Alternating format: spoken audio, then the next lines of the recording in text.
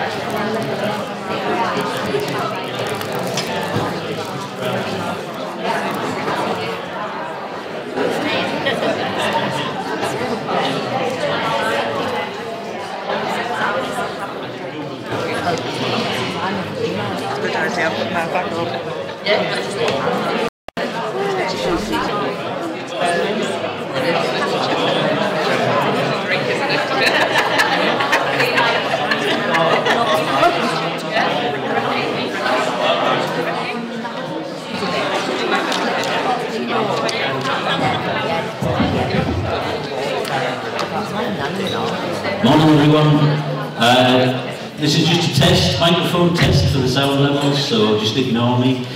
Everything alright? Is everybody here okay? Yeah? Okay, thank you. Sorry to stop the conversation. Can we back up?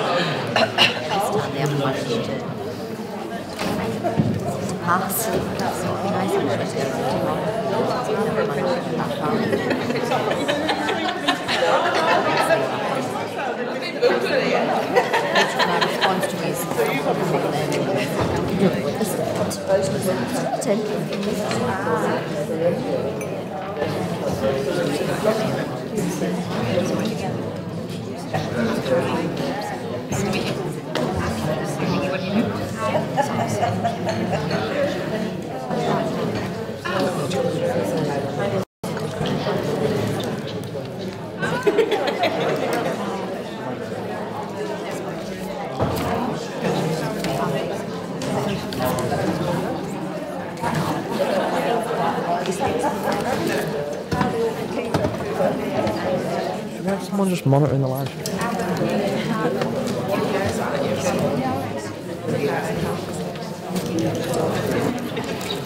And I work for Public Health. I'm a Commission Quality Manager, so I've got permission for public health services, including the automating, health visitor, school nurse, that kind of thing. To an extent, yeah. All of our automated services, like school nurses and stuff, recently chipped from the NHS and the local authority, so they were obviously part of it now.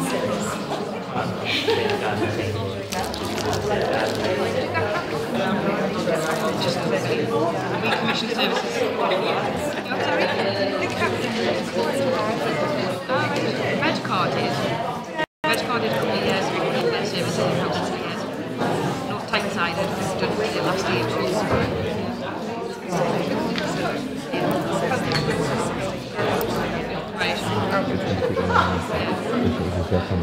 Designated your phone.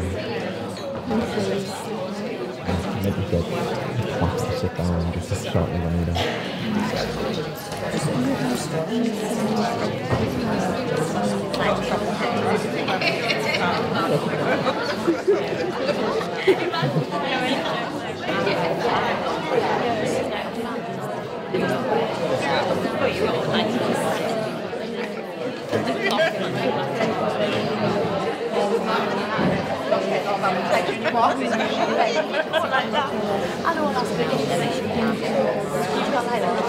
Yes.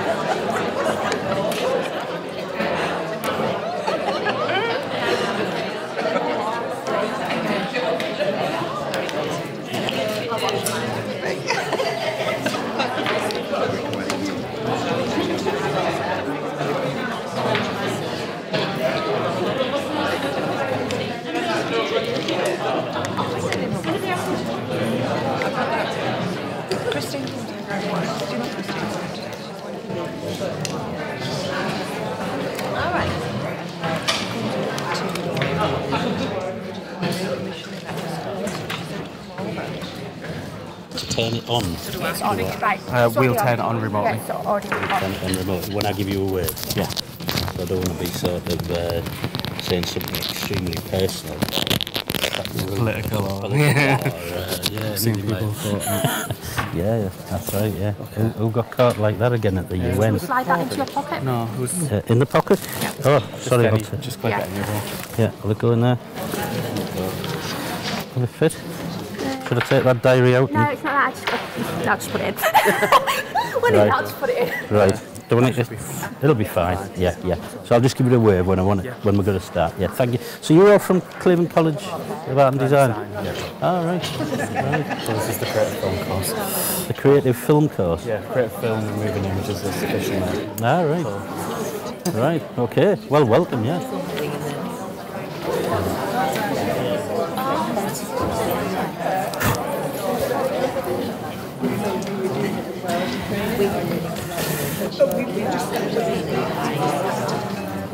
Hey, it's Gordon, is it? No, Ben. Oh, Ben. Sorry, I got that wrong. I wouldn't care less that I googled both of you up and I thought so I could recognise you. I got it wrong. Gordon's the handsome one. He'll be along in a moment. both look tall, handsome chaps, you know, but everything's relative, isn't it? Compared. Yeah. So, yeah. So I'm just kicking us off, really. Late. Good morning, Claire. Good morning. You're on which is over there. Yeah, great crowd. So is Sally here? Is Gordon here? Where's Sally? He's not speaking to one of the breaks. Right. Oh, you're back right. Hi, yeah. I know Sally, yeah. Hi, Sally, yeah. All the top people are on table too. How's the queue doing? Sorry, I wasn't last. It was my only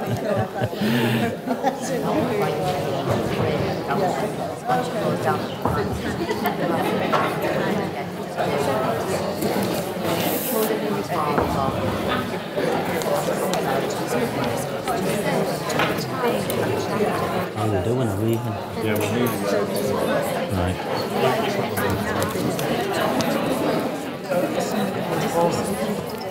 Who? No, I don't know. Hi, Barry. All right. Stay away from the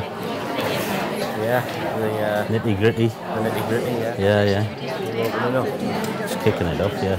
God knows why or how I got roped into this, Barry. I have no idea. It was his fault, I think. Initially, it was anyway. But For the full day. yeah. It'll be a long day, huh? Yeah. Hopefully productive, but I mean, I don't know anything about this subject hardly, so I don't know the speakers or. Right. But looks interesting. Yeah, it does. Should be good. Hey, Claire. Yeah. Well, grab me some. I've seen a bit. Yeah.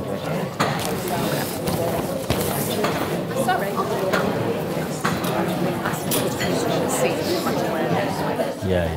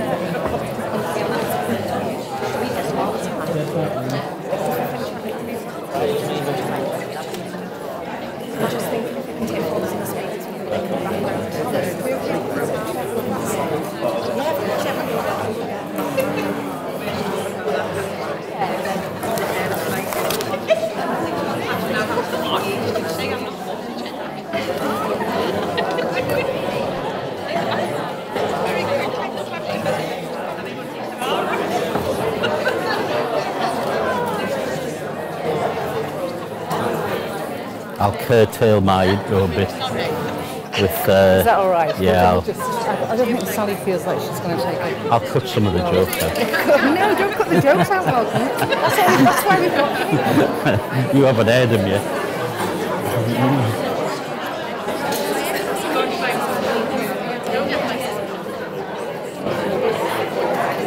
They'll fit in and you'll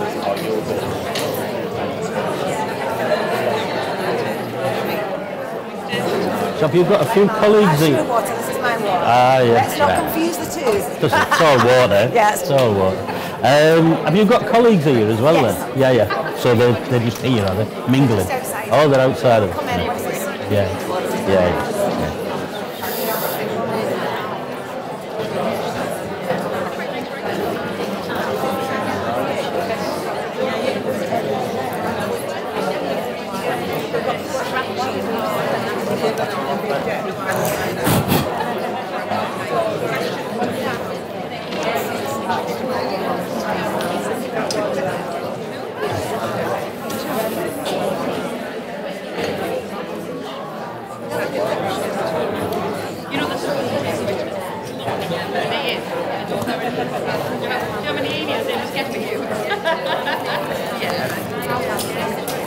I think we're going to kick off. Right. I'm waiting for Jane to give me the... Yeah. The light. Ooh, will we be having the light? For the president. In general. I doubt it. We'll have to change the light room. Right. I doubt it. Will we be having the lights off when the... Can people see the slides with the lights on, or do they need to be I think we're dimming the lights. Right. dimming them? Shouldn't be much of an effect on that. Yeah.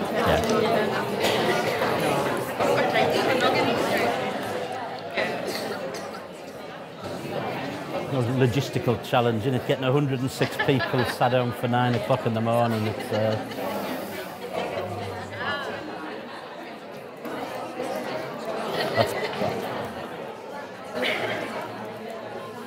that's Brighton, isn't it?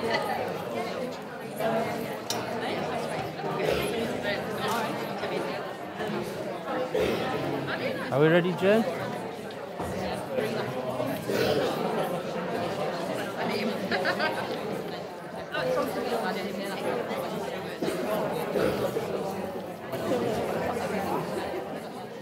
Are we okay? We're going to start.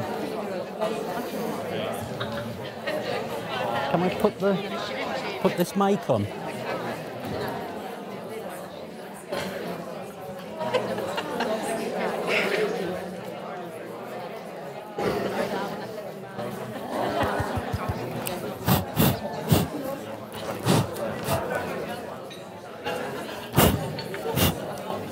One, two, one, no.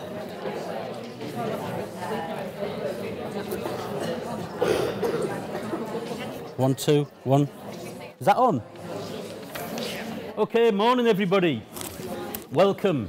I thought it was a bit of an ambitious challenge to get 106 people in the room, sat down and raring to go at 9 a.m, but not too bad. We're running a little bit late, so I'll keep the introductions very brief, but a very big welcome to everybody, and thank you for giving up your day for this conference. A special welcome to our guests who are here to help us make this day informative and to run smoothly. So welcome to Professor Gordon Harold, who may not be in the room yet, but he should be here shortly, from Sussex University, to Sally Robinson, Director of Children's Services, to Ben Lewing from the Early Intervention Foundation and the Just Drama Group, who will be joining us shortly. And also thanks to the young people from Cleveland College of Art and Design at the back there, who are doing all the sound and technical stuff. My name is Malcolm Walker. I'm the independent chair of Hartlepool Healthy Relationship Partnership. And I've been asked to be in the chair today. For those who know me in the room, I know one or two people, you'd be thinking, why is he stood up there? He doesn't know anything about this field. And you'd be absolutely right. So there are a couple of reasons I was asked to be the independent chair of the Healthy Relationships Partnership, but one of them wasn't because I'm any sort of expert in healthy relationships or child psychology, family psychology or support. But I think when I suggested to Jane and Martin that they might get somebody who did have more expertise in this field to chair this day, they reassured me that, don't worry, Malcolm, there will be plenty of experts in the room.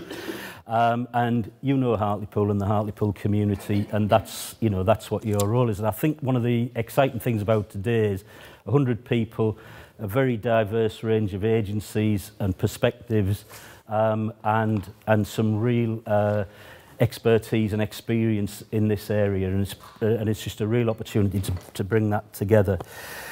So, very briefly, what is the Healthy Relationships Partnership? For those of you who haven't come across the work of the partnership, it's a local partnership. It comprises the Borough Council, Changing Futures North East, the Bellevue Centre, with advice from Tavistock Relations, and it drives the Healthy Relations Better Childhood programme, which is a 5-year programme, just over halfway through now, funded by the Early Action Neighbourhood Fund.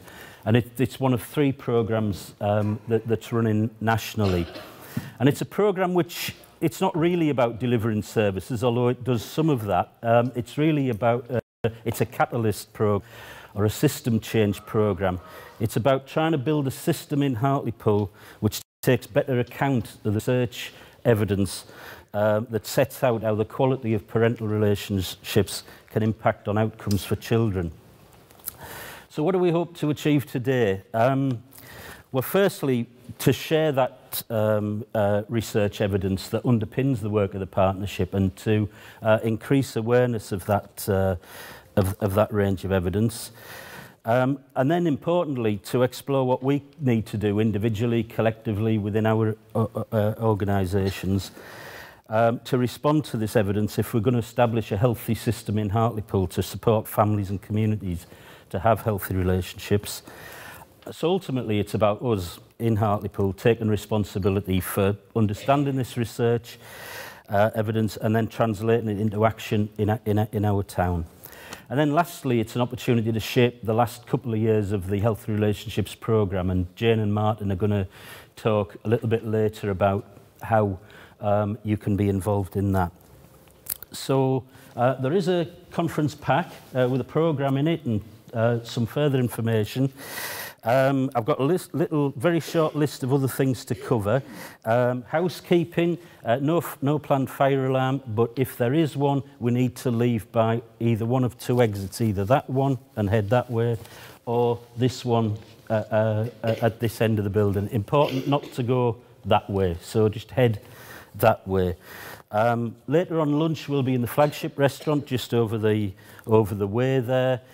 Toilets are at this end of the building. If they're busy, there are some opposite the reception desk as well, just where you came in.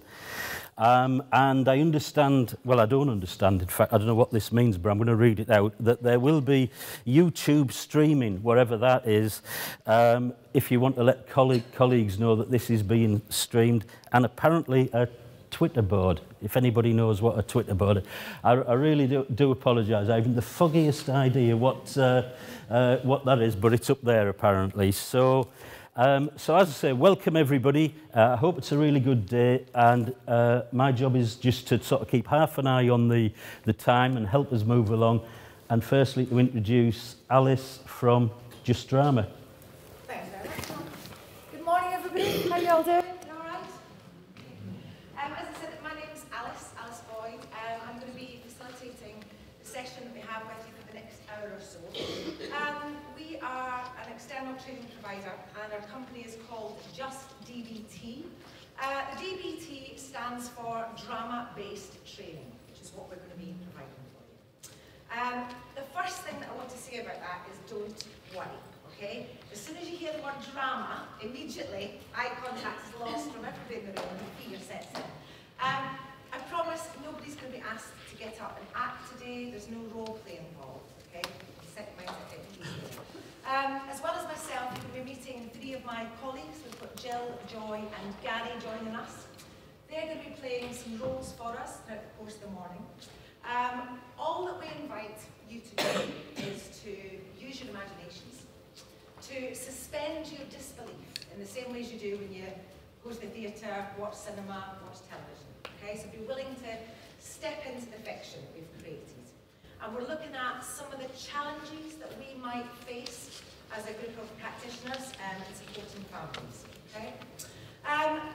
Although you're not going to be asked to act, this is very much an interactive session. Okay, so it's not about us just standing up here and you sitting back and being an audience. We want you very much to get involved in this session and to use the experience and expertise that we have in this room to work through some of the challenges. Okay, so we invite you to get involved, chat on with the characters and engage with them as we go through the process. Is that all right for everybody? Hopefully we'll have some fun as well. Okay, ladies and gentlemen, it is, what is it, 9:20 in the morning. We're all a bit like this, we're here, we've arrived. So what I'd like to do is just get our brains into gear a little bit, okay? And I would like to test our memories. Who in this room would say that they have an excellent memory? Anybody got an excellent memory? Silence. Not one single person is willing to admit that. Okay. Average, reasonable memory, quite good. Oh, okay. Few show of hands there, okay? And the rest of you have just totally forgotten the question that I asked, okay? Can I ask you then, give us a time scale. How long do you think it would take you to remember a list of 20 random items in the correct order? How long?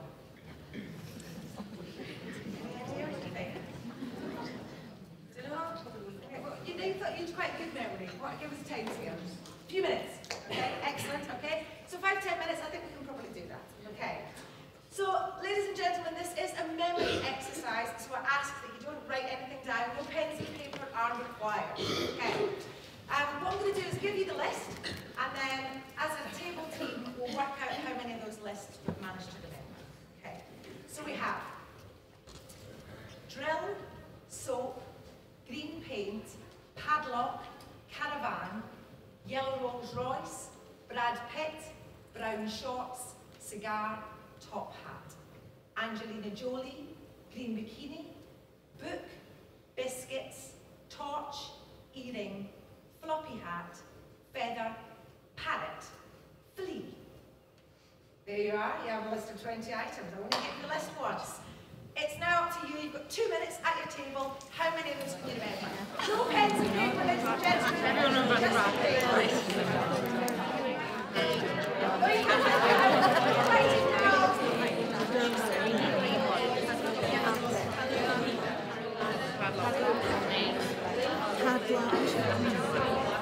Yellow.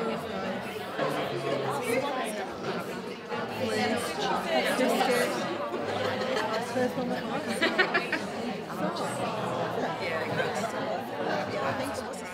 yeah, there was like it was like a shared drill. The first one was drill.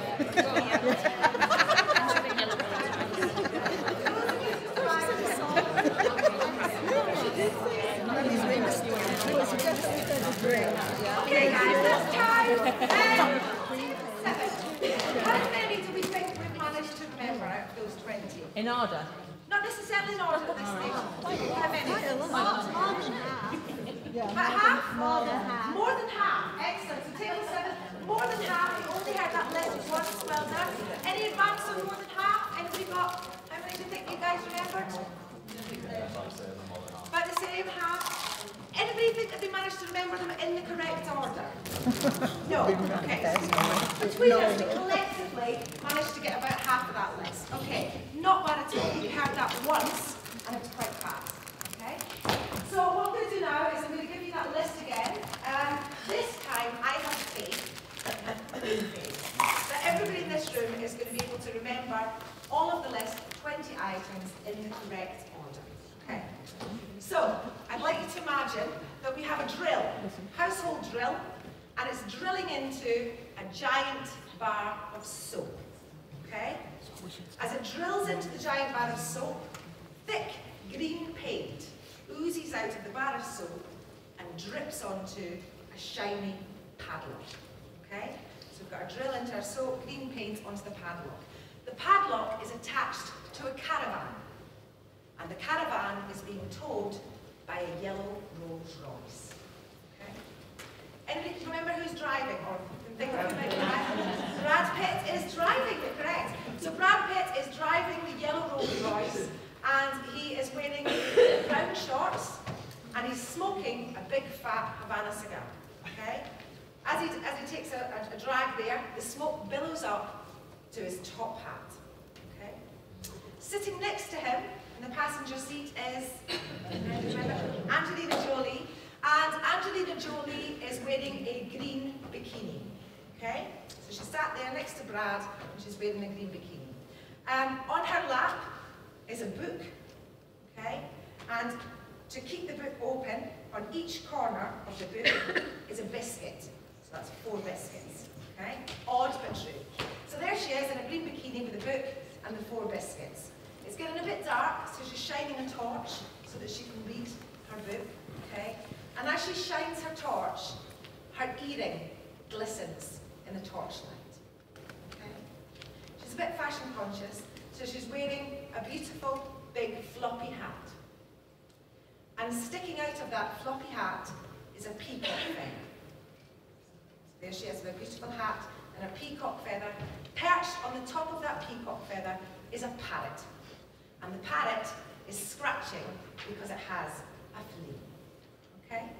So there you are, guys. These are 20 items. Let's see if collectively, as a group, you can remember all of those items in the correct order. Go for it.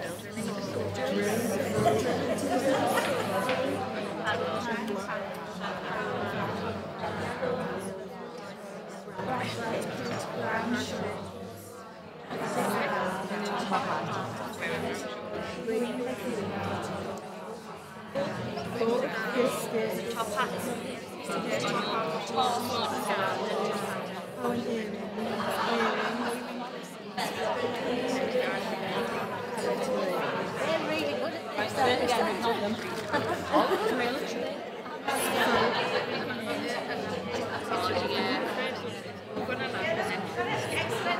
Okay, guys, that's time up to you. We believe we believe in democracy in this room, I hope we do. We used to. Can I ask you all to raise your right arm up in the air, right arm up in the air, and when I count from 3 down to 1, you're going to point to the person in your team who's going to be the spokesperson. 3, 2,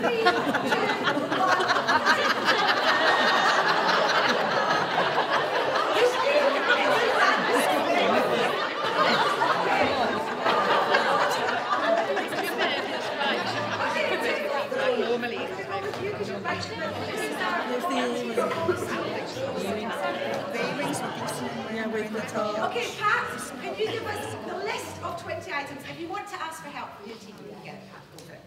Grill, saw, green paint, shiny padlock, caravan, yellow Rolls Royce, Brad Pitt, brown sharks, smoking a cigar, top hat, Angelina Jolie, green bikini, a book, biscuits, torch, earring, floppy hat, feather, parrot, fling. Excellent.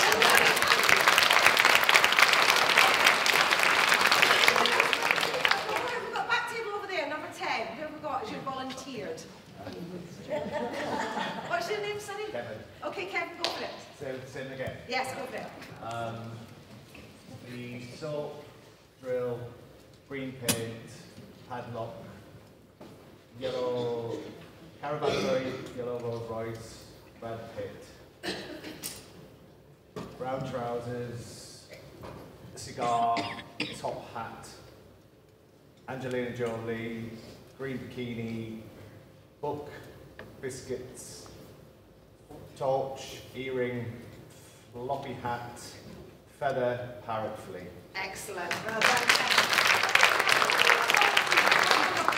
Who's got? Which table are we going to go for? Everyone's looking down. Everyone's looking down. Table 2. Let's go with you guys. Who's volunteered for this group? Or volunteered? We're going to have a recount. You can do this. You can do this. I've got faith. Who's going to have a go? Any of you? Do you want to have a go? You can do it. Now, I'm going to make it really tricky for you. You've heard the list twice now. We'd like to have the list in reverse order. You can do it. You can do it. Go for it. Parrot, peacock feather, floppy hat, Angelina Jolie, earrings, top, biscuits, book, Brad Pitt. Oh, she's naked. Oh, she's wearing. Green bikini. Yeah. Green bikini. Brown shorts on Brad Pitt. Cigar, hat, in a yellow Rolls Royce, showing a caravan with a padlock, with green paint on the padlock, from soap from a drill. Excellent. In this room, we all thought that we didn't have particularly good memories, but we managed to do that in a couple of minutes, and you all managed to remember all of the items. So what made it easier for us the second time round? Yeah, read a story, we can connect things, yeah? That's one of the reasons that we use interactive drama as a tool for training, because we feel that people are more likely to remember it as they walk out of the space, and take it on board with your head and your heart as well, because you've got a story and you're engaging with those characters that you need, okay? Ladies and gentlemen, we are now going to step we are going to meet 3 characters this morning, okay? We're going to meet Julie Archer. She's a family support worker, and she's been working very closely with the Dello family. We're going to meet Kirsty Dello and Brian Dello. They're the parents of a boy called Riley, who again she's been working quite closely with. All we'd like you to do at the moment is just sit back, use your imaginations, relax, watch and listen very carefully, because we're going to ask you about what you saw and heard at the end of this piece. Okay? I'd like to imagine that Julie is making a home visit today to visit the Dello family, and at the moment she's just standing outside the house taking a quick phone call. Hi Tracy, yeah, Julie Archer from Family Support. Yeah, I got your message. I'm just about to go in and see the family now, actually. Yeah, well I was hoping we could arrange a meeting later in the week to discuss the case in more detail. Well, I thought it'd be a good idea if I do a handover with yourself and the family. I know, but Mum's not very keen on the involvement of children's social care services. Yeah, I know. It's just I've spent such a long time. Right. Okay, well, how about I phone you in the morning and we'll sort something out. Okay, thanks. Yeah, early? I haven't had a chance to tidy up, you just have to take this to find me. Hey, don't worry about that. I'm not judging you on your housekeeping. Yeah, not on the housekeeping, but on everything else. Not at all. Bad day? Can I come in? Well, you might as well, you're here now. Brian's not here, mind. He's had to go down the shops, he shouldn't be long. Okay, great. So, how have things been this week? Shit. I thought you said you weren't judging us, what are you writing down there? Nothing, it's just something I need to run myself up later. Right. I had a great meeting with Riley this week. I mean, he seems able to open up and talk much more easy.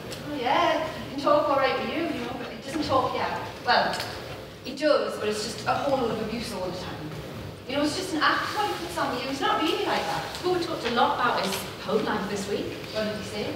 Well, he wasn't talking about anything that would be, you know, maybe he's waiting for you. It's Brian. Sorry I'm late, I had to go to the post office. Never mind, glad you could make it. Yeah. I was just saying to Kirsty how well Riley's doing. Really? Not from where I'm stood. He didn't get until, what was it, 2:30 Tuesday morning? Yeah. I mean, we were very sick, you know, and he didn't even say sorry, he just went straight up to his bedroom. Well, we can talk more about strategies this week if you want. How was the relationship council? Well, it wasn't, was it? I mean, our marriage, or lack of it, right, has got nothing to do with his behaviour. Do you know what I mean? She lets him get away with blue murder. Do you know what I mean? You do. You let him get away with blue murder, do you know what I mean? And then there's you with your bloody meetings and your groups and all of that. It's not working, is it? It does really seem to be helping Riley, Brian. I mean, he's talked a lot about relationships. Oh, right, so it's our fault, is it? So it's not about anybody's fault, but as his parents, you do need to take some responsibility. Oh, it's our fault. He stays out all night. He's smashing windows, he's smoking the drugs. The parenting programme are a great way to pick up techniques. But you know what? All the rest of them have turned out fine, right? It's got nothing to do with us.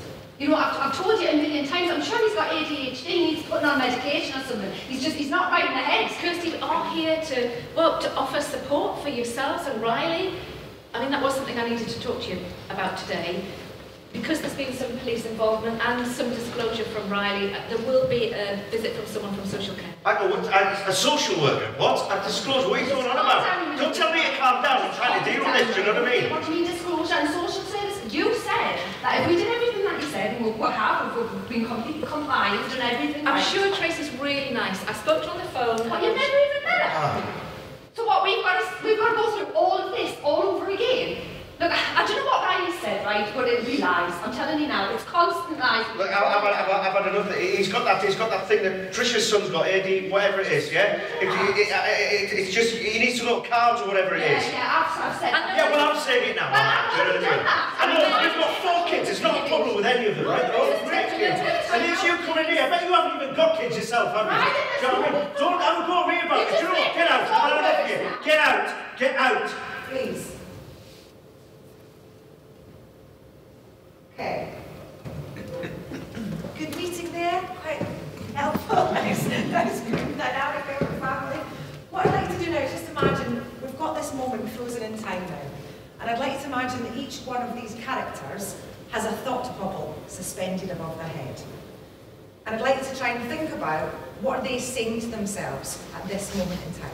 So it's their thoughts, their words, okay? If you could voice the thought in Dad's head right now, in Brian's head, what do you think he's saying to himself?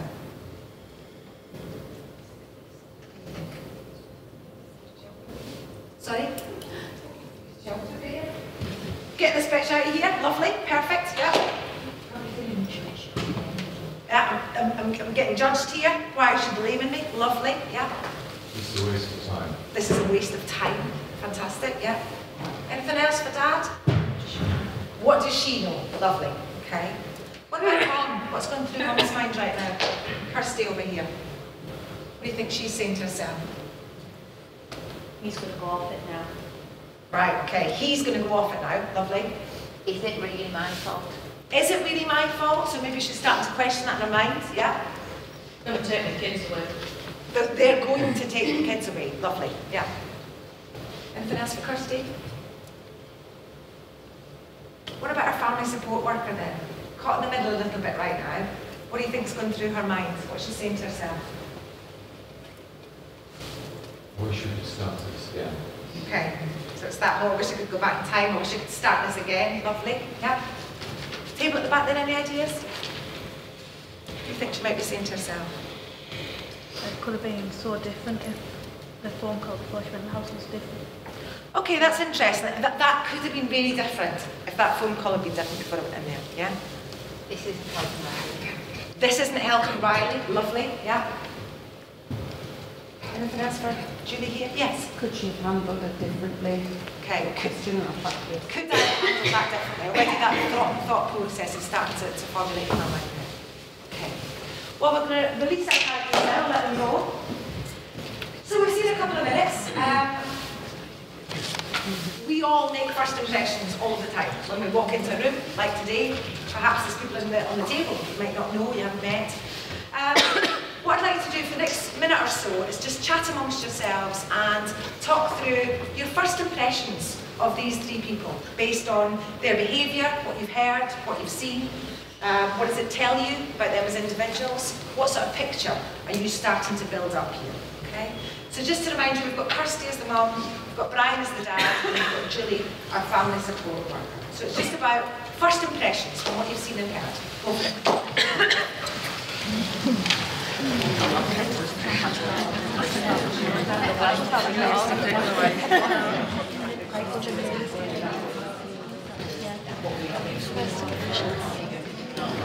Are you taking off?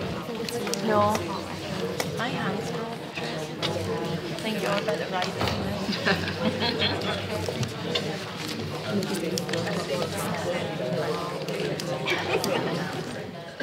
What's your first impression? It was quite fiery. Yeah, it was quite fiery.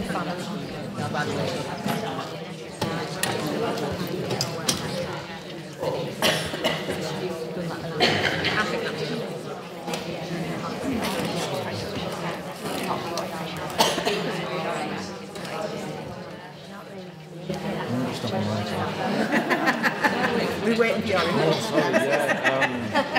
Which I thought was probably typical. That sounds like it's probably how they conflict between themselves as well in the house. I think so they didn't know what she was doing with him out of the house. Okay, folks, started conversation short there. First impressions then, what do you think?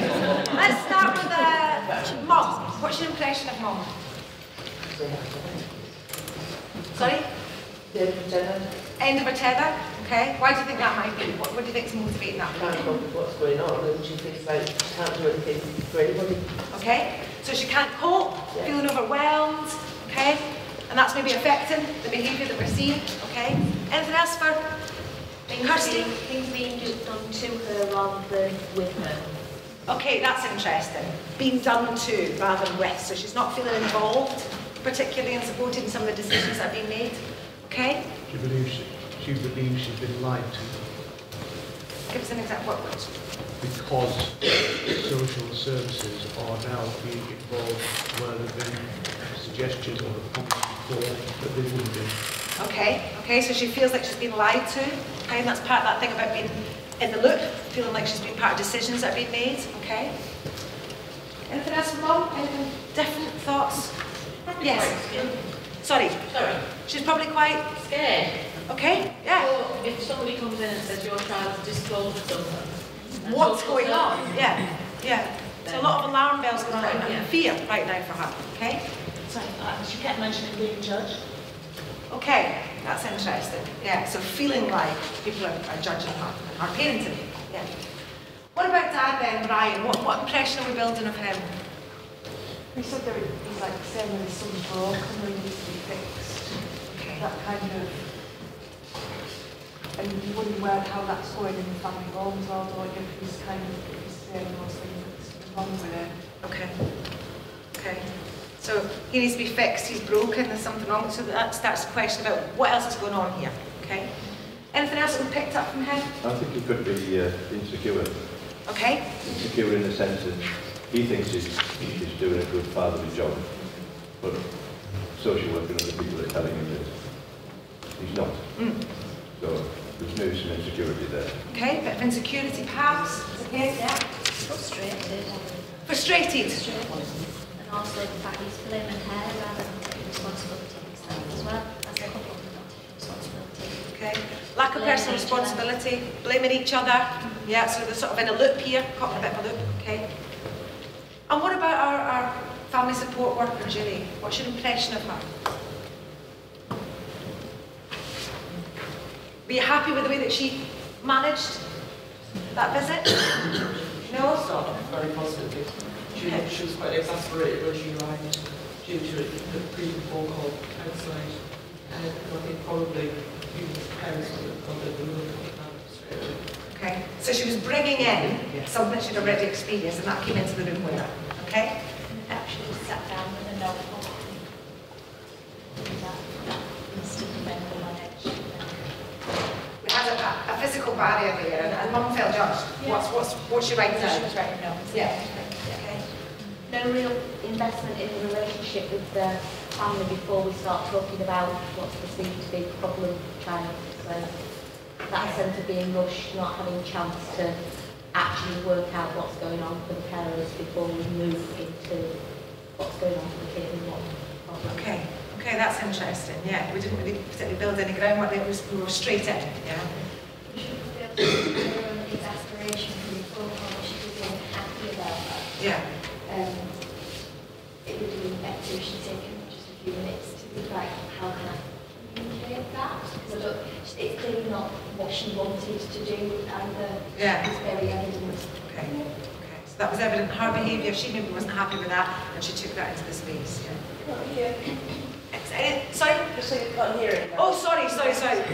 Do you want to repeat what you were just saying there? Sorry. Just saying that given that she was so exasperated from the call that she received and the decision was taken out of her hands, she clearly didn't really want to involve social services at that point. Yeah. And that was really evident in how everything went on from there, in that she hadn't sorted out her own thoughts about it and then worked out how to communicate in an already quite difficult situation. Any other comments, thoughts about Julie? Yes, sir. The risk of saying she's getting on very well with Brian is that it sets the feeling of frustration in the parents up high and somehow shame. Okay, but bit of shame there as well. Yeah, absolutely. Okay. So lots of emotions were high in this meeting, and we ended at a bit of a stalemate in that conversation. It just seemed heightened. What I'd like us to do now is to have an opportunity to meet each one of these characters. And we all make first impressions, as I said. Sometimes it's easy for us to jump to assumption based on what we see. We all can't help doing that sometimes. So what I'd like to do is have a chance just to think about what perhaps motivates some of that behaviour that we've witnessed, okay? And find out as much as we can about these individuals. The more that we know about them, the more that we are then able to help and move things along with this family, okay? Because I'm going to be drawing on your experience in a few moments and get us to think about some advice for our support worker, Julie. Okay? So before we get there, let's have a chance to meet all three characters. One of the things that we find most helpful in any kind of communication is the use of inquiry, open-ended questioning.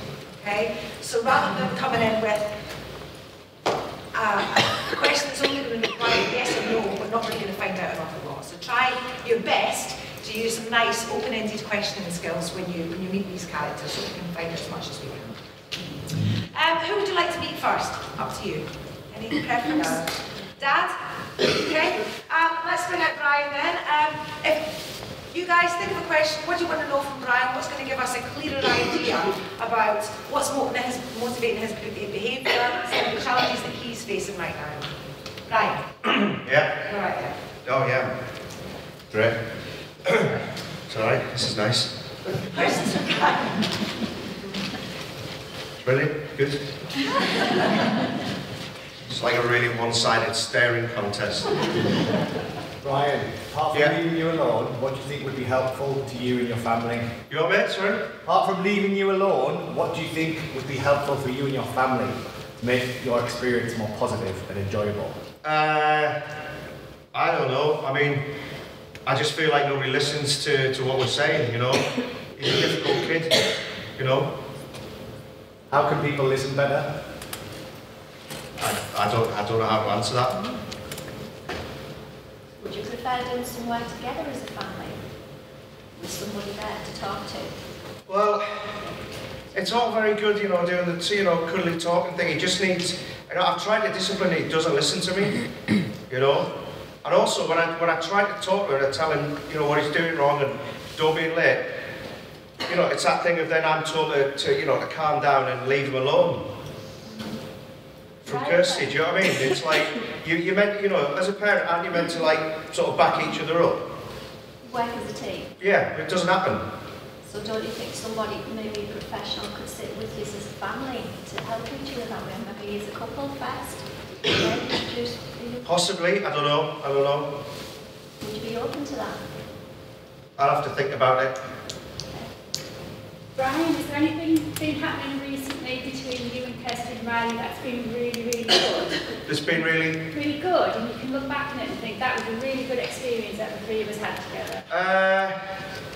Well, a few years back, he used to... I ran a football team, because he was interested in football when he was little, so set up a football team, you know, and we did that, and that was brilliant.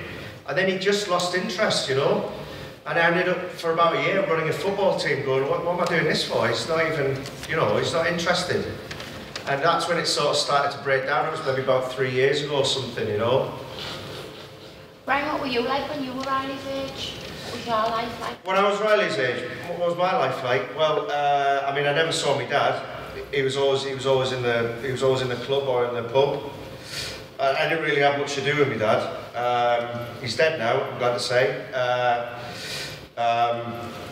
Yeah, he wasn't what you'd call a hands-on. Well, he was hands-on, but not in a nice way. Do you know what I mean? And I vowed when I had a family that I wouldn't be like that. You know, my dad never worked. You know, he was a man's man, if you like. Do you know what I mean? And I've never been unemployed. I've always worked. I'm a hard worker. Do you know what I mean? I want to provide for my family. I think that's really important. You know. So yeah, that was my dad. But what about you when you were Riley's age? When I was Riley's age, I don't know, I just kind of tried to keep out of his way. I wasn't very academic, do you know what I mean? I'd maybe skip school a little bit, but not, you know, not a lot. I had my mates, enjoyed playing football, you know, the usual laddish thing. You know, I knew I was never going to be a, you know, like you lot, an academic, do you know what I mean? Got a question over here, Brian. Let's leave it back, then over here. Sorry, table one again. Lady over here. Hello. Hi, I was just wondering, how long have you played football for? How long? Yeah. I'm not a professional footballer, I know I might look like it. I just wondered, you know, because obviously you spent a lot of time, coaching, is it? When I'd set up a team for him when he was younger, yeah. Who did you set it up for Riley? Or? Yeah, you know, the local team, do you know what I mean? So who was involved with that then? Well, there was a few parents from his school and stuff like that were involved in it, but I'm not involved in that anymore because. So does that link with your job then? Or what? Well, it was just another thing. No, my job. No, I'm a taxi driver, you know. Yeah. So I work, you know, I sometimes work double shifts, you know what I mean? And what, like through the night and stuff? Or? Through the night, yeah. Through the night, sleep a bit during the day, you know, that kind of thing. Does that kind of make it different? I'm guessing that's quite difficult for you to be around the house a lot of the time then if you're out and about. Well, it is, but that's why I took it, so that I could, you know, be around for like schools and things like that. Do you know what I mean? And it's stressful. I'm self-employed, you know. Yeah. If I don't work, you know, it's not like I can take sick pay or I've got, you know, holiday pay, you know. So do you manage to find time to do the school runs then, or does that not always happen? Well, I used to do it more, and less so now, you know, because he's 30, doesn't want his dad's, you know, picking him up from school, does he? Questions No, back really. here, so I'm just aware of time. Questions back here and then down here, there's two. Yeah. You said you've got other children. What's Yeah. the age difference between Ryan and the other children? The young, so we've got 4 girls. The eldest, Carly, she's 22. The twins, 20. And Mel is 18. So there's 5 years. So he's the only boy. Yeah. So obviously you've thought about it. What's the difference with him to the girls? What's the difference with you? Do you want me to tell you the obvious one? Well, we know the obvious one. What I'm saying, what's the difference? Well, that's it. I don't know. The girls are brilliant, you know. They were great. They you know, they've never been any bother. They're, you know, they've got work. They're keen. They're great. Do you know what I mean? They helped out when Riley was little. You know, they're brilliant girls. They're women. You know, they're brilliant women. I'm really proud of them. My daughters. I'm really proud of them. And I just feel like he's. I mean, is he really mine? Who knows? Do you know what I mean? Is that what's in the back of your head? Maybe. Have you had a conversation with your wife about that? We've had quite loud conversations. Loud. So Riley's actually heard this. I doubt it. I don't know. Might, you know, you'd have to ask Riley. Last question from the room. Who have we got? Anybody? Oh, raise it back. Actually, I'll take 2. So 1 from table 6 and 1 from table 4. Yeah. What would you like to come out of all of this? Just for Riley to be happy and be, you know, normal and you know, going to school and working hard. Thank you. How does the situation make you feel? Do you know what? You're probably the first person to ask me that. How does the situation make you feel? You're probably the first person to ask me that.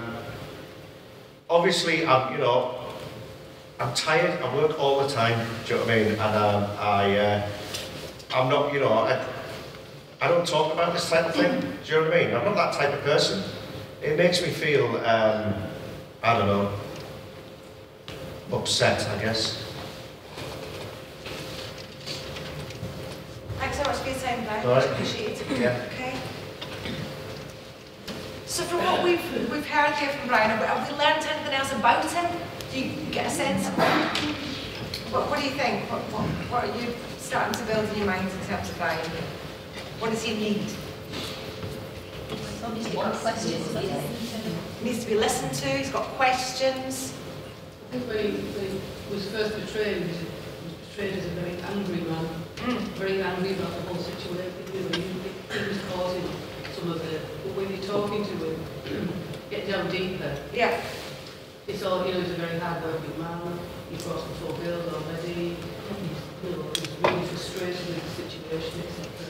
So there's lots of frustration and not being listened to, etc. There's lots and lots of things going on for Dad. And it's not coming over when there's, you know, because it's just flaring up. It's just out of control and exploding with all his emotion. Absolutely. Okay. And it's easy for us to take things at face value and think, oh, he's angry, he's aggressive, he's. But it's about us going a bit deeper here.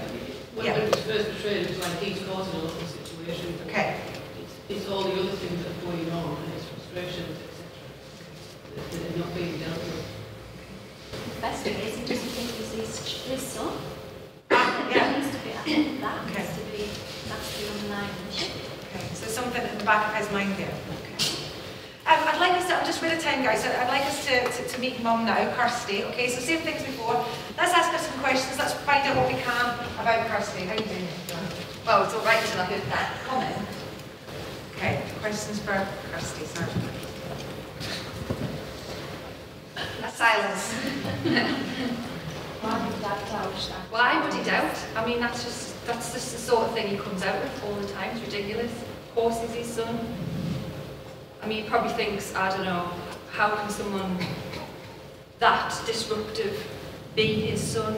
But yeah, he is. Of course he is. It's just shocking to see stuff like that. Annoys me.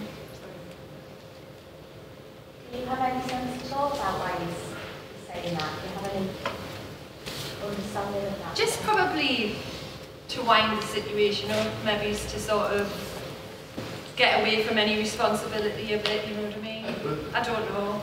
He just tends to come out with things like, I don't know whether he's obviously angry. He's kicking back a bit. But I don't need another child in the situation, do you know what I mean? Got enough of him. Do you think maybe that's one of the reasons Riley is acting the way he is? Because he doesn't think, he's unsure himself, he needs to be proved. You know, that his dad, and vice versa. Well, I mean, it's good grief. I mean, if he's heard his dad saying that, then obviously there's some doubt. Yeah. I mean, obviously, how would you feel if you exactly your parents were, you know, asking questions that? So I mean, there might be an answer to that you could do, like DNA test. Oh my God, this is entering into some realm that I didn't even. It would frustrate you, but at the end of the day, it's, you know, you want your son to be happy. I do. I mean, my word. I've never been unfaithful at all. Well, I'm not saying you have. Well, that's what it is, yeah, isn't it? That's true. Well, I think, you know, how do you think Riley is feeling? Well, all I can do is just like try and reassure him that that's not the case. But it's not all you can do. If you go a little bit further than that, you may need to think about that. Well, have a talk with you and your husband. Well, that's something that Brian's planted, and that's something that maybe he can deal with then, because I know that he's his son. So if he wants to do that, that's fine. What's going on for Riley at the moment? I mean, what, in terms of him being disruptive? Oh yeah, just wondering how you... Everything. I mean, well, we don't really do that much. He doesn't really talk very much to us anymore. He doesn't tell us where he's going, where he's been, what time he'll be back. He's off school a lot. I'm always getting phone calls from the school. Yeah, he's just really kicking back, and I don't know why. Question back to him there, yeah. Just aware that since we started talking to you, we've asked you very difficult questions. We've talked about some very negative things, so it'd be nice to hear the good things about your son. What is it that you can celebrate about him? What is it that you like and enjoy? It's hard because I'm quite disappointed. I mean, he was already, when he was younger, a lot younger, it was just me and him, you know, we were quite close. But obviously I had to go back to work, and my eldest daughter, she's been great with him. She did have a good relationship with him, but that's broken down as well.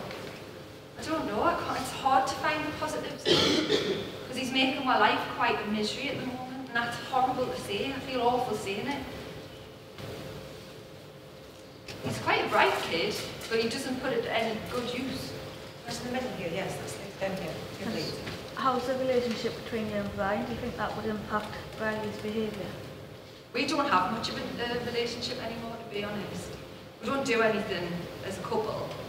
So I can imagine that Riley probably, well, it probably does affect him, because we don't really do anything as a family, like as a three, you know, we don't do anything. Girls are all up, so they've got their own lives, but we don't do much together anymore. Has it changed since the girls left when it's just been Riley? Yeah, it has actually, yeah. They always looked after each other, you know, they've all got really close relationships. But he's not like an only child. He has got sisters, but he just doesn't have as close a relationship with them. It's almost like he's an only child. It's strange. Question down here, sir. When are the times that Ryan and his dad get on okay together? Well, they very rarely spend any time together. So, not much. Nothing around football? Oh, that was a while ago. So any shared interests? No.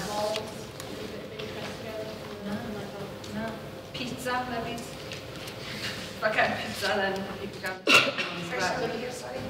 I wonder what you found most helpful about the support you've had from his support services. I mean, knowing someone's there is helpful, and I know that Riley can talk to her, seemingly, which I find comforting. So at least I know that somebody's there for him.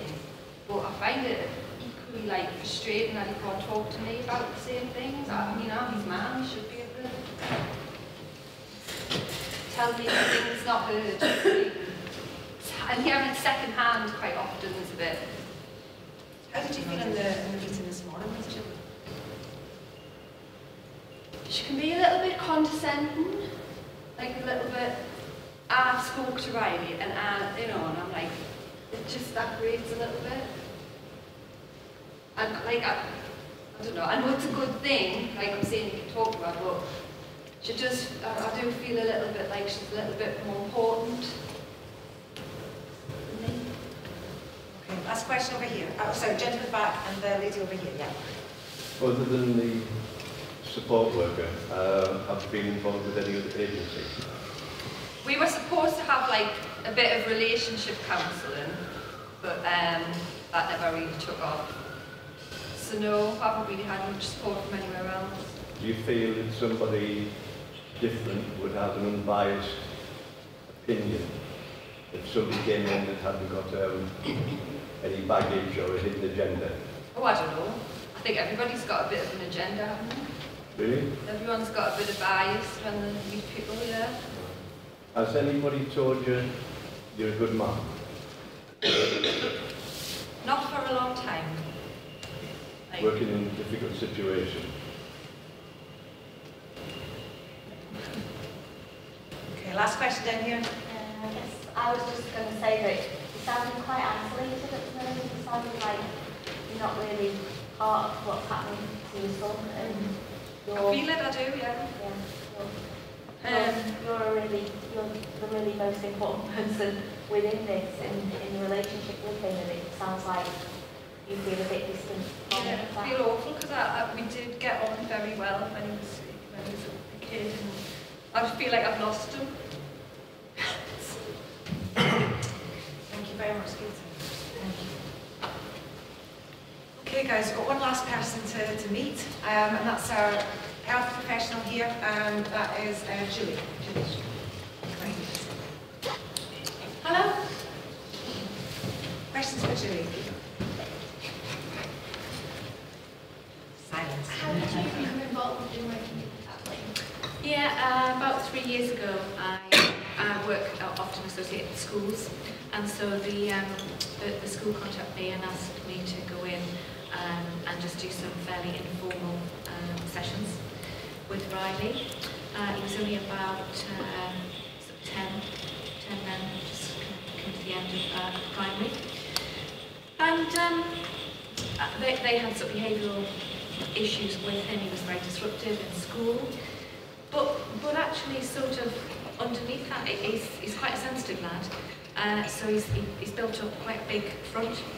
So really, it was through school, and I worked with him. Maybe sort of once every few months initially. And then behaviours didn't improve. He went to high school, and this education system asked me to kind of stay as a sort of constant link. And then I met the family, and we initially tried to do some sort of sessions with us all together. That was just really difficult. Often sort of broke down and quite a lot of rowing. Dad's a bit heavy-handed, kind of, in his. He's quite aggressive in his talk. He uses quite a lot of inappropriate language. So in the end, sort of my team support, we thought it'd be better to separate Riley out, and I spent time with him, spent time with the family separately. That's where we're at now. Yeah. Before you went into the home visit, how did the telephone call make you feel?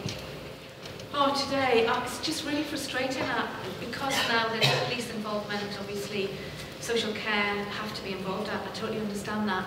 But I was hoping that I would be involved in some sort of handover so I could kind of make it slightly more, well, there will be a familiar face for the family. I generally have quite a good relationship with the mum. I find it quite a lot easier than the dad, to be honest. He's not there in a lot of meetings, which is a relief sometimes. So I find it really frustrating that now they've got a new person coming in, and it's going to be at a very different level, I think. So yeah, that's frustrating. Can you tell us a bit about your background, Julie? How you got into this sort of work? Yeah, I was a nursery nurse when I was younger, and then at some point in my 40s I thought I would like a challenge, so I became trained to be a family support worker. So predominantly I work with young children. So Riley's one of the few children that are in adolescence, and I do find that a little bit, I'm a little bit out of my comfort zone, to be honest. I feel a bit more kind of comfortable. But I think because I've worked with him for such a long time, I feel I can grow with that. I learn a lot from him. Other questions? What's the partnership like, you reckon, between your agencies in terms of family? It's been a little bit disenfranchised, if I'm honest, only because my caseload is quite massive. So often I've sort of not been able to kind of make introductions or, you know, make that process sort of smooth. We talked quite a long time ago about the possibility of Kirsty and Brian doing some work together. Took them a while before they kind of picked up on that, but I don't really, that was kind of set that was something for them, and I would have potentially liked to just give that time before we feed that back into any of the work that we're doing with Riley. I think that's broken down by the sound of it. I'm not sure that they've really gone very often. Brian didn't seem very keen. Last couple of questions, guys. We've got a question here at the middle table and at the back. Before you started with the parents, what did you say to them about confidentiality? Before I started at the very beginning? Yes. The usual things that, you know, everything they said would be confidential up to a point. Obviously, if there's kind of disclosure issues, I have to, you know, I have to talk to my team.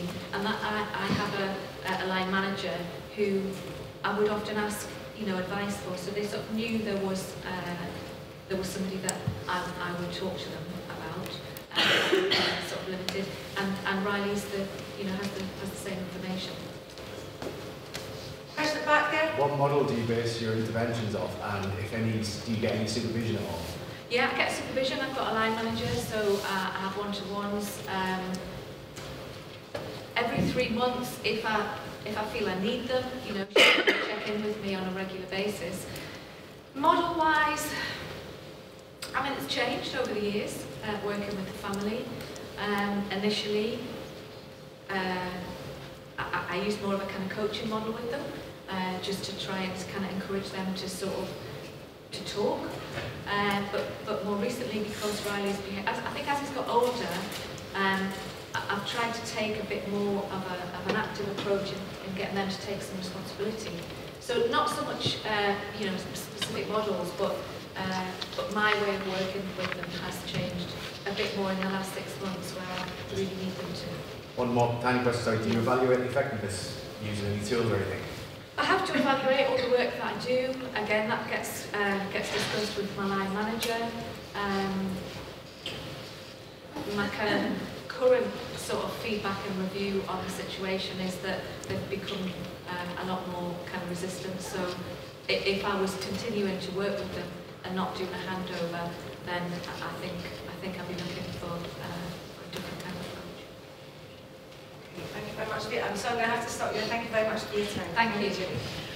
Okay, guys, you have met all 3 of these characters. You're now building up a bit more of an understanding about what makes them tick, what motivates that particular behaviour that we witnessed the first time round. What I'd like to do now is to draw on your expertise, okay? You're all practitioners in this field. You all know, and you might have very different ideas about how you would have managed that meeting, okay? So what we're going to do now is we're going to have an opportunity to think about, okay, how could we have changed that situation? Could we have? I guess that's the question as well. What could we have done differently? How could we have managed that and supported those parents where we perhaps didn't end in a situation where we had a big shouting match at the end and we were being asked to leave? Okay? Think back to what you saw and what you heard during that conversation when Julie visited the family. Okay? What would you have done differently? This is your opportunity to think about best practice in that situation. Okay? So what I'd like us to do is we are going to run that entire conversation that we had in the family home again. Only this time, you guys are going to be in charge of Julie. Okay? So I want you to think about perhaps what you would like to modify or change in Julie's behaviour. Think about her tone of voice. Did she miss opportunities to ask questions? Did she miss opportunities to pick up on body language? What would you have done differently? Okay? Unfortunately, you're not able to formulate advice for Brian or Kirsty, but if we get it right in the way that we approach this, from Julie entering into that family home, we should start to see a change in the response of our family. Okay? So it's over to you now, guys. A couple of minutes like advice. What are you going to do differently for Julie? What should she say? What should she do differently this time? Yeah, that's what we think about it. What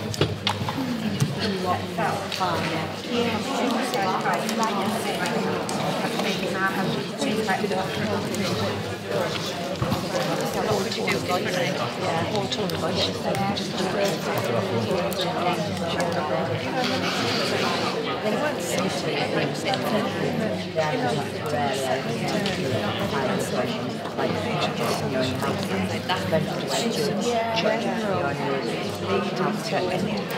Professional conversation.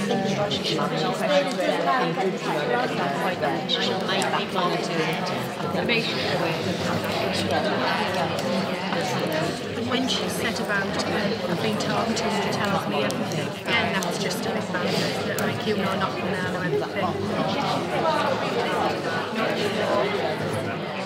It makes it break And then Dad walked in and she met him standing up, didn't she? And she stood up and said, right, you're right to sit down. Yeah. That's what was after you. She went in, she was angry and upset. I was the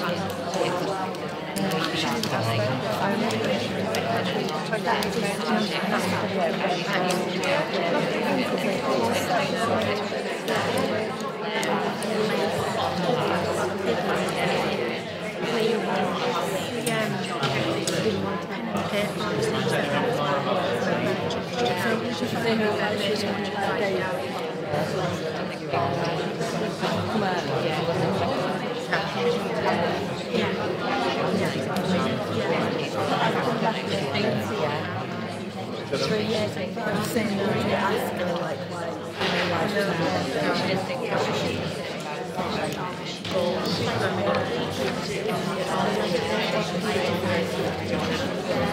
and would you wait there? I think like I would wait for that if he's only gone to the shop. She said that when they opened them on. It's quite difficult if somebody's already on the back foot. It's very like it's not set out so you've got conversation about how she was trying to keep working and she knew what was going on. I really was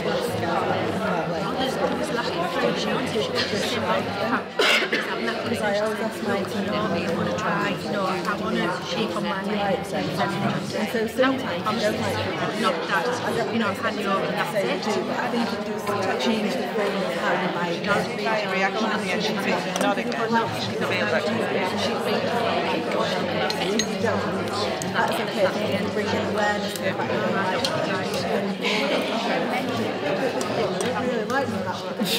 So I've got to try and engage with it, try and build a bit more of a kind of connection. No, good thing, bad thing, good thing. Well, she doesn't like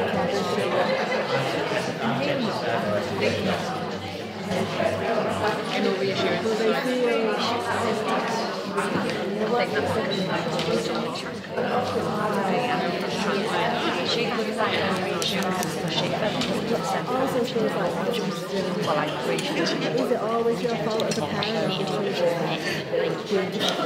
not, is it? But the whole intervention is about she's a professional and going into trying This is a really valuable conversation you're having right now, because a lot of the experiences might be different around the tables, and you all might manage this in a slightly different way. I am a bit of time because we're a bit late in starting this morning, so I would like to crack on if that's okay. We have an opportunity to keep this dialogue going, but what we're going to do is we're going to manage this dialogue live. How this next bit's going to work is we are going to rerun the conversation that we saw from the moment that Julie goes to the door, okay? Only this time, you guys are in complete control of what happens, okay? How we're going to manage this is at any point that you feel that Julie maybe is doing something you wouldn't quite have done yourself, or you feel that there's a good opportunity for a nice question, or you'd like to ask her to do something a little differently, I'd like you to shout out, stop. We'll freeze the action, and you're going to give Julie some advice, okay? I'd like to push you a little bit on that advice, and almost to give you the exact words that you want her to say, okay? Think about her body language, think about her tone of voice, think about really the ideal, best practice that you want to see from Julie during this meeting, okay? We're not going to be able to resolve the entire family issue in this 5-minute meeting, but how can we manage how we communicate during this initial time when she walks in, okay? So let's take you back. We've got Kirsty in the living room, or in our house, and Julie's about to come to the door. You guys are in control. Shout out stop at any point. As I said, we can't stop Brian and we can't stop Kirsty, but if we get it right with the way that Julie approaches this, we should start to see a change in their response. Okay? Action! Stop! Yay! You're early, and you just had a difficult phone call, and you carry a book and pen, which makes you look so officious. I need to take some notes. I know you might need to take some notes eventually, but the rapport building at the beginning of this, if we get it right at the beginning, what we get at the end is going to be so much better. Do you want me to put it away? In the bar. If you know you are early, can you start the conversation with, I know I'm early, is it still a good time? Okay. Can we have some of that power balance back, rather than you're going in to judge and to take control from the beginning? Okay. Okay. So I know I'm early. Let's ask a bit of permission from Kirsty as well. Okay. Okay. Let's try that. Action. I know I'm early, but is it all right if I come in? Yeah, I haven't tidied up mine, so you have to. I'm sorry about that. No, don't worry about that. I'm not judging you on your housekeeping. Stop. You're not judging her at all. You don't want to talk about judging. I'm not judging you at all. I'm not worried about that. I'm not worried about that. Let's go and, let's have a cuppa. Okay? Don't worry about that. Don't worry about that. Let's have a cuppa. Alright. Okay, come on. Stop. Where's the back? Yes. What about asking, would you like me to wait a few minutes and come back on the time? Because you're early? Would you like me to wait a few minutes, seeing as I'm early? I do. Okay, well, the power of drama. Let's imagine the Christmas minutes have passed and now she's back on time. Action. Stop. Yeah, stop.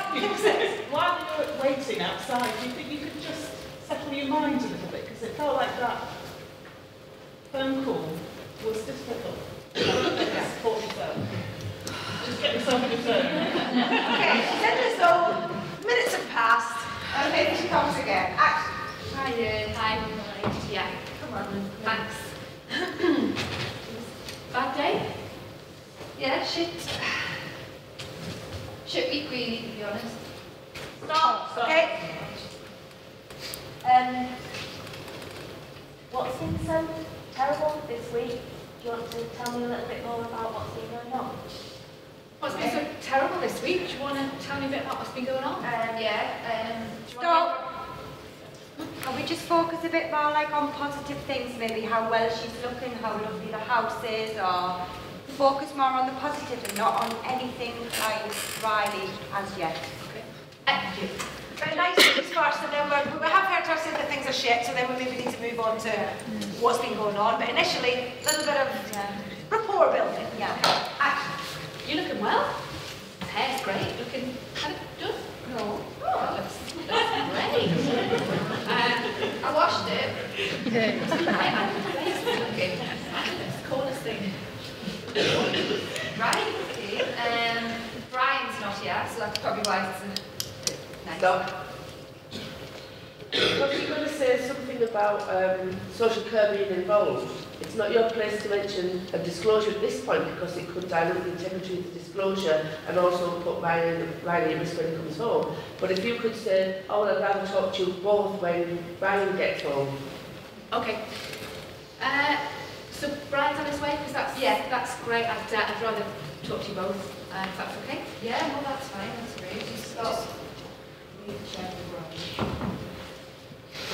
My magic one. As if by magic, what's this one? Here we are. I'd rather talk to you both when... And here he comes! He's just actually... Sorry, I'm at the post office. Where's that check come from? Just glad you could make it, Brian. Just glad you could make it. You could make it. Stop. Okay, stop. Yes, punctuate, Susan. Hi, Brian. Oh, sorry, just that. Can I just like just Can she not sit and face a couple together rather than going between our I tell you what, Kirsty, do you want to sit here so that I'm not sort of swimming heading all the time? Let's touch you both. Like this, right? So are you sitting down or are you standing? No, I'm standing. What? Clearly, because I don't want to sit down. Just sit down and I chat. don't want to sit down. I'm trying to Okay, stop. Okay, how do we manage this? What do we do? Okay, you don't have to say Not a problem, Brian. No problem, right, okay? Not a problem. Yeah, I don't need your permission. This is my house, not yours. I was just about to tell Kirsty how great Ryan's doing. Stop, okay? Hi, Brian. I've just explained to Kirsty that I arrived a bit early. I do apologise. I hope it's okay. Have you got a moment to sit and join us now? Is that all right with you? I was just explaining to Kirsty that I am a bit early, so I hope that's not a problem. Do you have a few minutes just to sit and have a chat? Yeah, I want to sit down. I sit in my job all the time. I'm happy standing. Thank you. Okay. Well, I was just about to say how great Riley was doing this week. I had a great meeting with him, and he seems much more able to talk and open up. Right, so that's fine. It's not, no. Okay. Well, Kirsty was just saying that this week hasn't been great. I was just wondering what's been happening and whether you want to tell me a bit more about what's going on at the moment. We happy with that, guys? Yeah, find out. Okay, let's try that. Action. Kirsty was just saying this hasn't been a very good week. No, it's been dreadful. He was in at 2, was it 2:30 Tuesday morning? Yeah. He just came in, he didn't even tell us where he'd been, didn't say sorry, he just went stalking us through his bedroom. Well, we can talk more about strategies if you want to do that today. Stop. Okay, let's just think about that language. What can we... I think she needs to be honest from the start, and she's just said in the phone she needs to share that. Okay. How do we feel, guys? Is that... She could have said straight away, but I can see how that could be really worrying for you. Sorry? I can see how that would be really worrying. Worrying for you both. Okay, I can see how that could be really worrying for you both, and then move into... Yeah, I think the longer we go into the conversation and then bring something in, it's going to be more of a problem. Yeah, like out of the... Okay. The joy of this exercise is that if something doesn't work for us, we can try something else, okay? So let's be open to different suggestions. I forgot what you said straight away. What was it at the back? I can see how that would be really worrying. So it's just acknowledging how Brian's feeling and then saying, and getting straight to the point, really, okay? Okay, being honest. Action. I can see how difficult that would be for you. We are here to look at ways of supporting you, Sounds and Riley, and there was something that I really wanted to talk to you about. Because there's been some police involvement and a disclosure from Riley, there will now be a visit to someone from social care. Stop. Okay, stop. What should we do? Lady in the middle of the table here. Talk about the worries rather than the disclosure. So, because at the moment they just think it's a disclosure, they don't know what that looks like. Could you possibly give us the language that we need to use here then? What's Julie going to say? So maybe, for instance, Riley's told people some things that worry us. Okay. And that we've had to share those worries. Okay, Riley's social care. told us something to worry about. Let's try that. Actually, Riley's told us some things that have worried us. What? Well, like what? What? Stop. Okay. I wouldn't say things that worry us. I'd just say because there's been police involvement, it's been passed to social care. They need to come out and discuss it further with you. Because the minute you say that there's worries or a disclosure, the minute Riley comes home, they're going to be on him. It's 2 days before social care come in. So whatever you have said could be totally diluted 2 days' time. And I just think it's just say because it's police involvement, it's not a social care. Somebody from social care is going to come out in a couple of days and discuss it with you, what that means. And also, how do we feel about this, guys? I mean, I don't know, I'm not an expert. I would be worried that as a parent, I'm sitting there thinking, what on earth is going on? I think it depends on sort of the context in relation to that. I think what I would be saying to the family is they've acknowledged they've had a difficult week. I would acknowledge that I know you've had a difficult week. Tell me what's been going on, listen to them, and then go into a bit about, well, this is what's going to happen. But I think I would find out their view of it, acknowledge that I know this is what's going to happen next. If you can't get away, if that's what you've got, and you've got to give them that information. I appreciate that it might not be that we're thinking about investigation and what's going to happen, but it depends what context you're in. You know, is it that you've come to tell them that this is what they're doing, or is it that you've just come to tell them that information and social services are being touched? I feel like you're all describing your processes and your systems. Yes, yeah. So the thing that's really important, the reason I hold with this thought, because I feel like there might be some, the reason that you require, it needs a social care look is because there's some further expertise that's required. This is a family that's telling you they're struggling, they've had a bad week, they've got a problem. So they might acknowledge themselves that they need some further help. So I don't know how much you really need to talk about a disclosure that you're not going to tell them anything about. Because if the help's going to come anyway, irrespective of whether they like it or not, you could nurture a bit of a conversation about the requirement for it to be more specialist, the input that's going to arrive. Do you want to put some words in my mouth to sort of springboard that?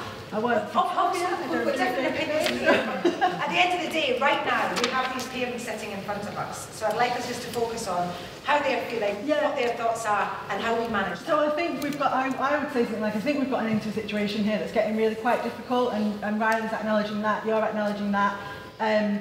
It's looking like we're going to need a bit more of a special, we're going to need some other people to help us with this. Shall I link that with mentioning the police involvement, because obviously they will be aware that there's been a bit of police involvement. Well, we just heard that from them when we got in late, so yeah. Do we even need to mention social care? If they're not coming out for 48 hours, there's no immediate risk to the child. Can we just not talk about what the matter is as a family, see it and wait? Shall I just let them tell you away? what the So acknowledgement is what we're offering here in terms of, see things are really difficult, and I appreciate that. Riley's having a difficult time.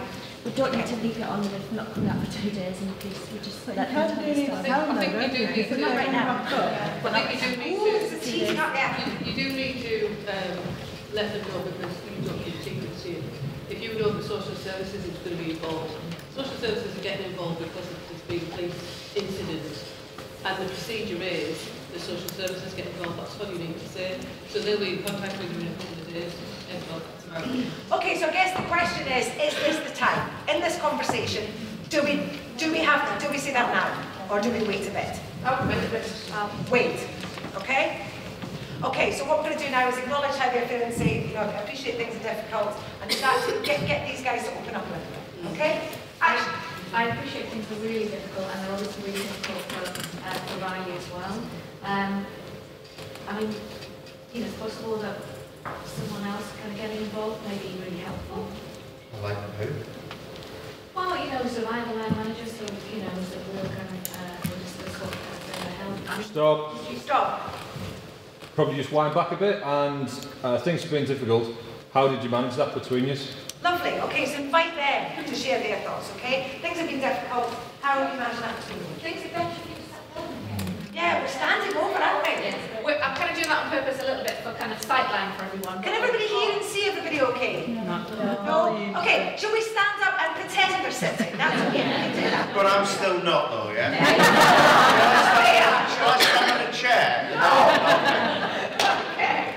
Okay, let's start asking what's going on for the family.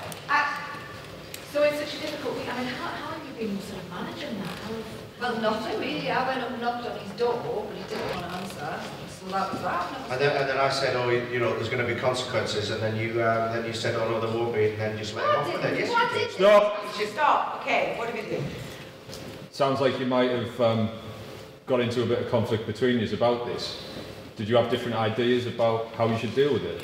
Sounds like you got into a bit of conflict around this. 2:30 in the morning, I was knackered. I didn't know what else to say to them, so yeah. Do you have a different kind of approach in terms of how you want to? Well, yeah, I think you should have. Just kick off with him. Yeah, well, I think you should have. Every time, you just always, it was always down his throat with him. Well, I think you should. That's always the best way to be. Well, they're not using the Stop. Okay. Legs at the back. Yes. It seems as though Mum's interrupting all the time and Dad doesn't get a word in. Can you just let Dad speak? So is it we'll get back to you, can Dad have to say something and I can hear everybody? Okay. Okay. Can we come back to you, Kirsty? Can Brian have his say? Oh, he's got plenty to say. Go on. Stop! I'm really interested in hearing from you both. There'll be time for that today. I'm really interested in hearing from you both today. Well, I just think that, you know, you should have consequences to that type of behaviour, and those consequences should, you know, Stop. it should. I don't think we can assume that social services has got involved because of the police report. In fact, the boy might have disclosed some abuse between this couple. We don't know what that disclosure is, do we? We don't know what that disclosure is, but it may not be. It may be that he said something about the relationship between his parents. It may have nothing to do with his behaviour at all. The police have just coincidentally got involved because he's broken a window or something, and then he's disclosed mum and dad fighting or whatever. So I don't know whether the practitioner knows what's been said, whether it was said to her. I don't know. There has been a disclosure from Riley, and it isn't anything directly related to the parents. He's had an issue with Big Sister's partner. Does that change the way that we manage this conversation right now? No. No? Okay. So how do we move this on? How do we progress? At the moment, we've got Brian speaking. Do we allow him to carry on? Yeah. Yeah? Action. I just think there should be some sort of consequence that then is carried through. You know, instead of saying. Stop. What kind of consequences? What kind of consequences? Well, I don't know, a curfew, or, you know, taking his bloody computer away from him, but then actually taking it away from him, and it stays for the amount of time that we say, instead of giving him it back the day later, because he moans on about it, it's easier life. The parenting programs are a great way to, you know, to pick up some of the techniques. Yeah. Okay? So what does that sound like? Acknowledge what he's feeling, what I'm going to say. I would ask her. You seem really frustrated. I am frustrated, it's annoying. You know, I say one thing, you say another. Oh, that's not fair, Stop. Can you go back and praise him first, coming up with a consequence and for wanting to stick to that and for having a plan, and rather than telling him that. So a bit of praise here for Brian. Okay? Action. I think that's great. I think it's great, Brian, that you've come up with some kind of plan. And that's Stop. What does Mum think about the consequence? I think that's great, Brian, to come up with some sort of plan. Kirsty, what do you think about establishing some sort of consequence? I think, yes, I agree, actually. Freeze. Okay. Guys, obviously we could go into a lot more detail here and keep really getting to the bottom of this and really getting Kirsty and Brian to open up and share their feelings. I am aware of time, so I'm going to have to stop it here. We could carry on. We'll maybe see the next instalment another time. Can I ask you all, I asked you to voice the thoughts in the character's head the first time round when we were at a bit of a stalemate. What do you think they might be thinking right now, at this moment, from where we've gotten to? Let's start with Dad too, Brian. What do you think he's saying to himself? Bingo. We're getting somewhere now. Getting somewhere, yeah. She's been listening to me, lovely. What about Mum? Realising that Dad cares about it too, and that we're not, that we can tackle it together, maybe. Okay, so maybe we can do this together. He seems to have some thoughts on how to manage this, okay? And finally, our support worker, Julie.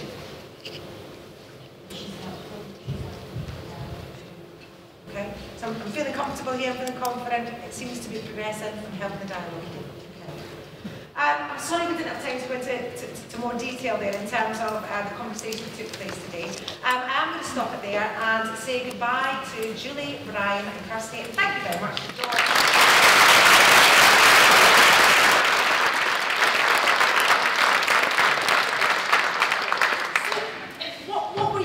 To this meeting, what would we do differently this time round?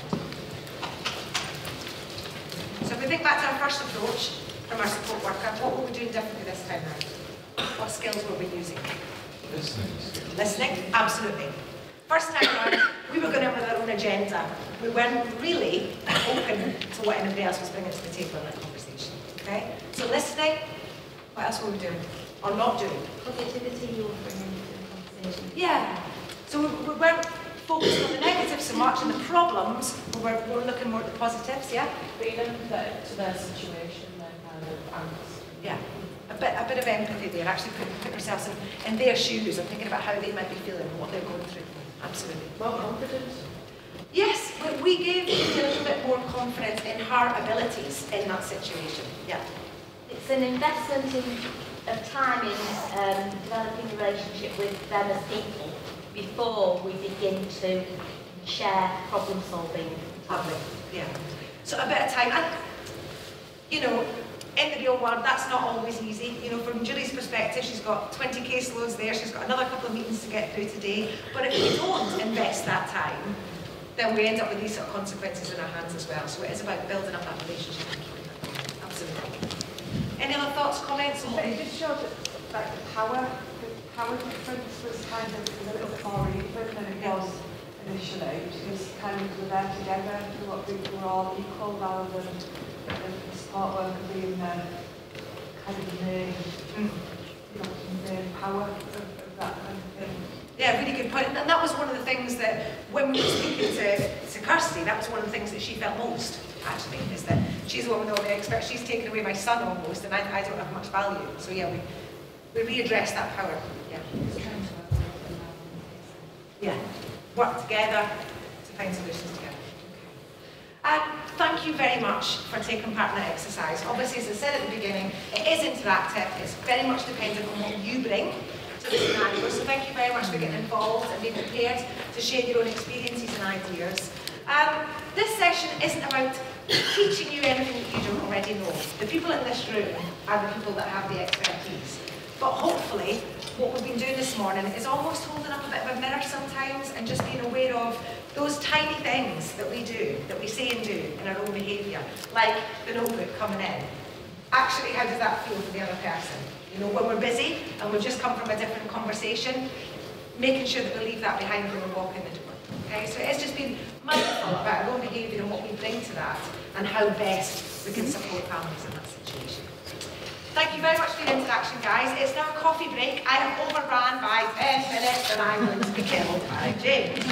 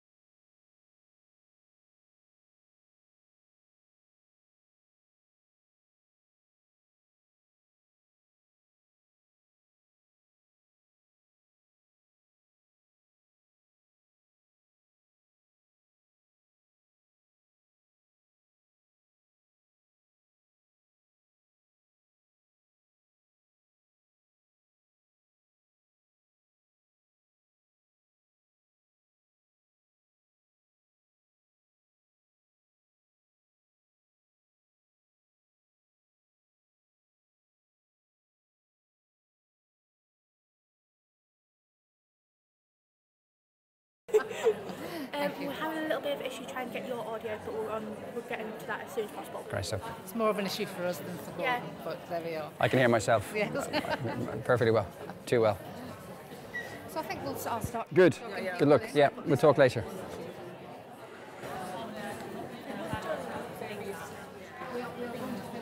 Like 12:30, rather than sort of you go out and whatever. Oh yeah, I keep forgetting about that call. Yeah, Thank you. so you need to. Is that okay? Yes, Sally's got Yeah. to go back. Make notes. And then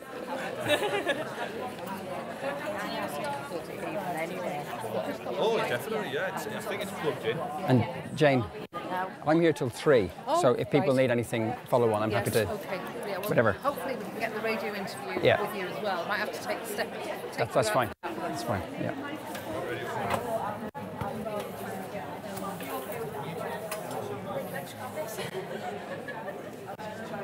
Right, we're going to swap the mic so I can see if that works. So do you want to, Yeah. this whole thing gone? Yeah. Got it.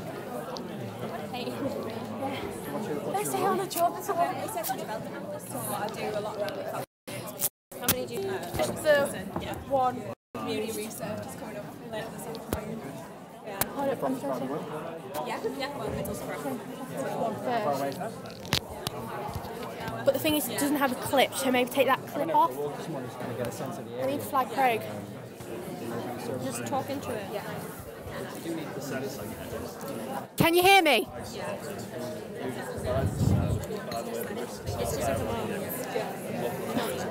Go actually for another one and ask Craig if he can hear me.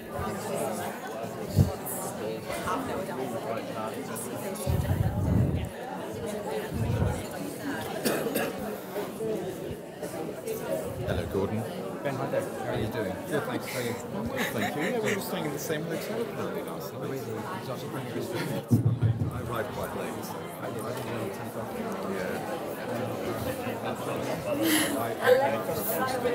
Welcome back, everybody. Sorry about the length of the coffee. Just gonna have to hide now.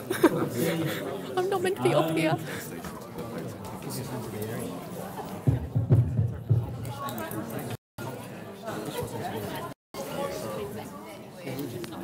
Can you hear me? Yeah. Right, good. How the hell do we do this? Thank you. Yeah, it gives you a real sense of sort of, it's probably useful to do that. Oh no. I don't know.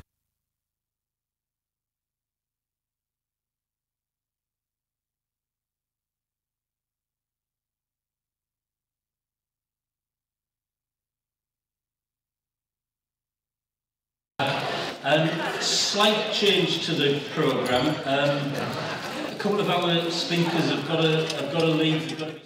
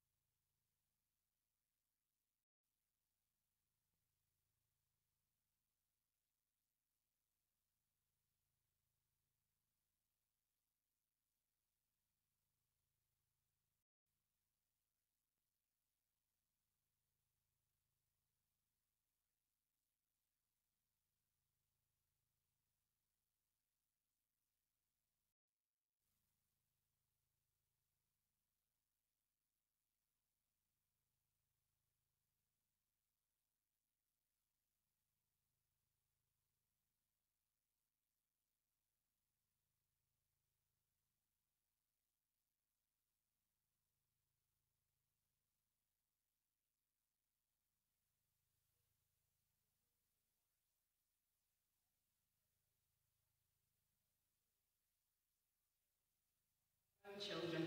So it's quite difficult to measure the impact.